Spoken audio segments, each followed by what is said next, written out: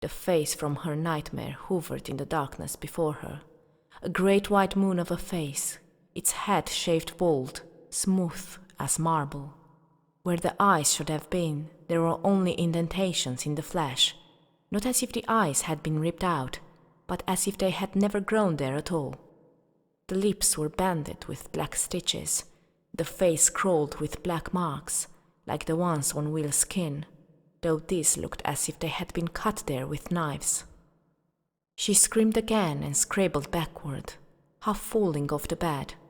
She hit the cold stone floor and the fabric of the white nightdress she was wearing.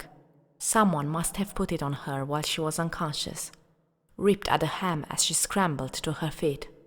"Miss Grey!" Someone was calling her name, but in her panic she knew only that the voice was unfamiliar. The speaker was not the monster who stood staring at her from the bedside, its scarred face impassive. It had not moved when she did, and though it showed no signs of pursuing her, she began to back away carefully, feeling behind herself for a door. The room was so dim she could see only that it was roughly oval, the walls and floor all of stone.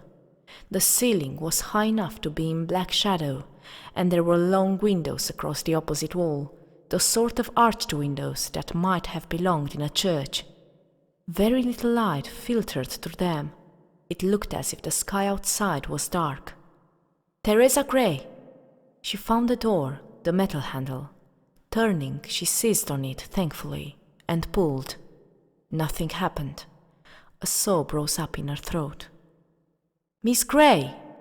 the voice said again, and suddenly the room was flooded with light, a sharp white-silver light that she recognized. "Miss Grey, I am sorry. It was not our intention to frighten you." The voice was a woman's, still unfamiliar, but youthful and concerned. "Miss Grey, please."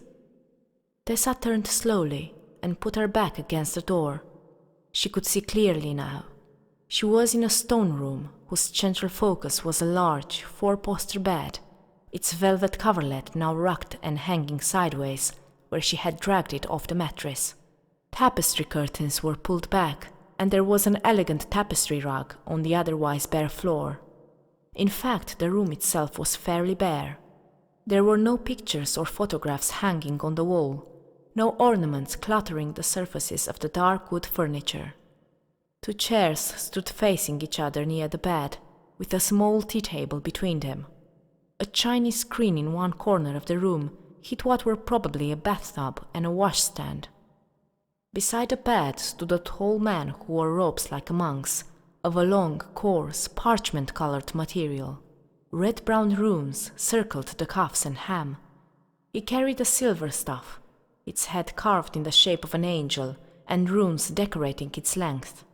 The hood of his robe was down, leaving bare his scarred white blinded face.